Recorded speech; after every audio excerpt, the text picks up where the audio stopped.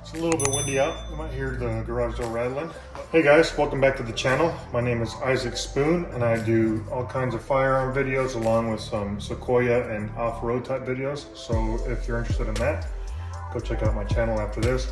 But today we're going to be talking about how to coat a handguard or any kind of part that you might want to using the Brownells AlumaHyde 2. I actually got the Magpul FDE color.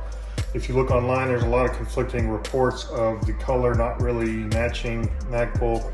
I contacted Brownells. They said that, honestly is the closest one. So we'll actually put that to the test. We'll see if the AlumaHyde 2 Magpul FDE is actually closer than the Coyote. A lot of the people online were saying that the original recipe of the AlumaHyde, the Coyote, was a closer match than the Magpul FDE.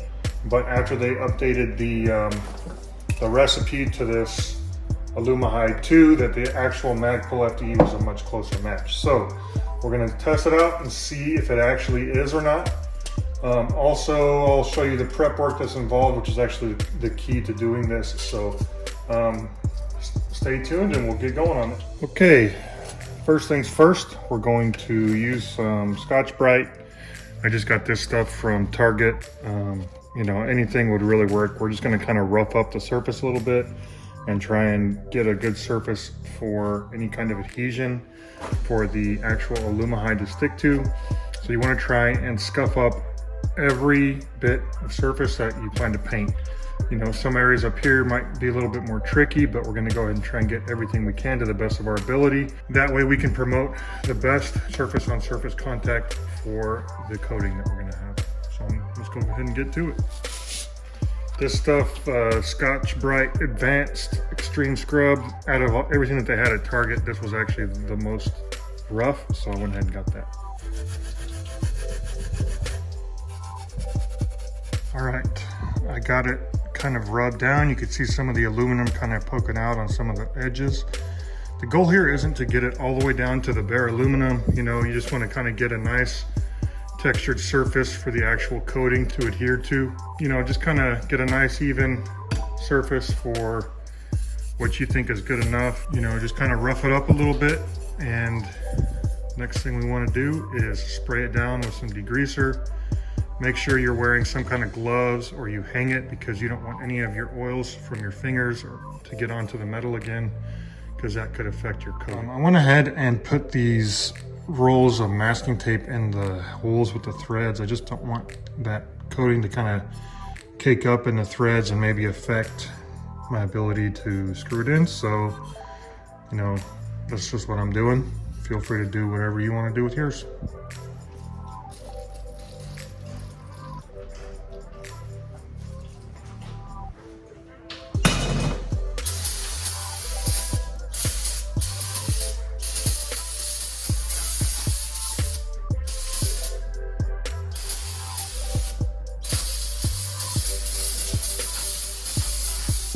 This doesn't have to be brake parts cleaner.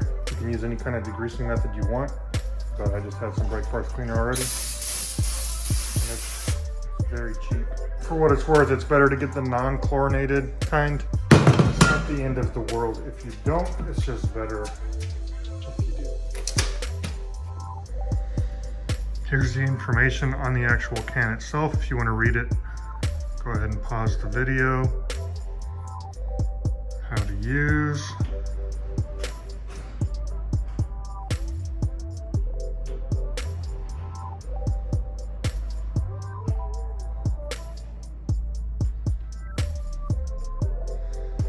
Let it cure. This is an important part. So it says if you let it air cure, it could take 10 to 14 days before it's totally cured and before you can recoat it.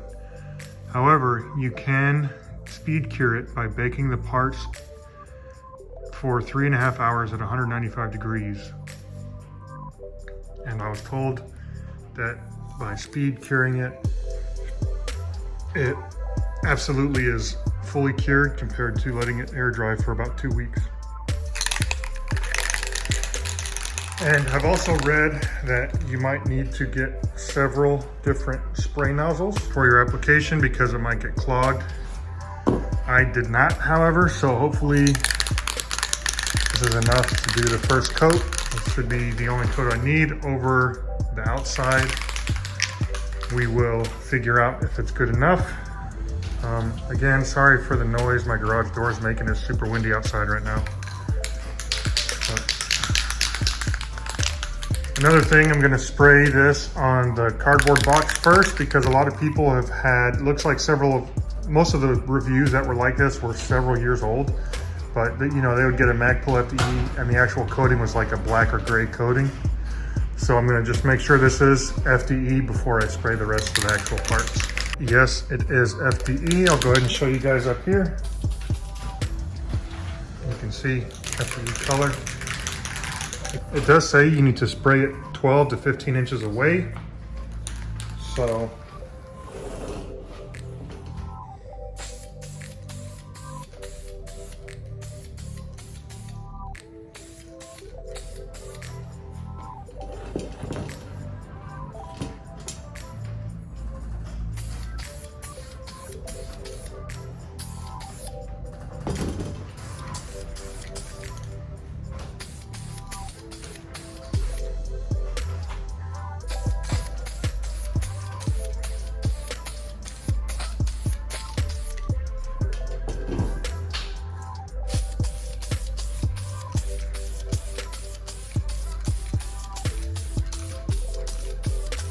and just at first glance, this does look very close to the Magpul FDE.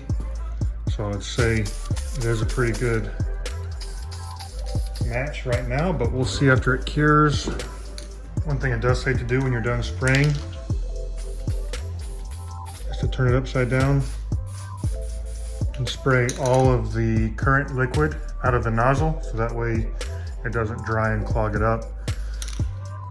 I seem to not have any issues spraying on that first coat on the outside, so my oven is heating now. I'm going to see if it's ready and then stick these in there. Got them in the oven. Got it set to, my oven doesn't go to 195, so I got it set to 200. I'm gonna go ahead and start the timer. I did look at the coating before I put it in. It looks to be very even and good, so hopefully it's a good result. It's been about an hour and a half. Looks like it's going good. Got about 20 minutes left. Looking good.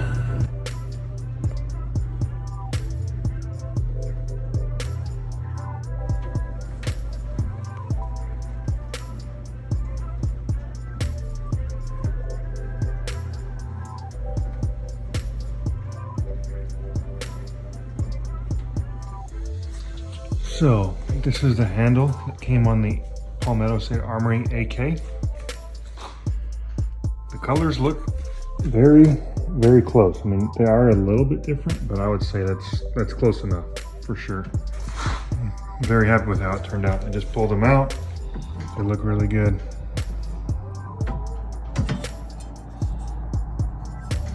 I'm debating whether I should do the inside or not.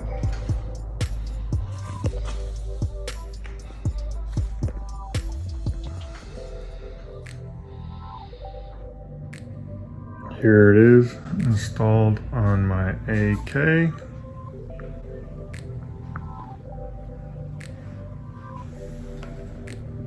It's weird in the video. This looks a lot brighter than the rest, but to my naked eye, it's nearly identical. It is a little bit lighter, but not near as bad as it is in the video here. It's odd. And there it is.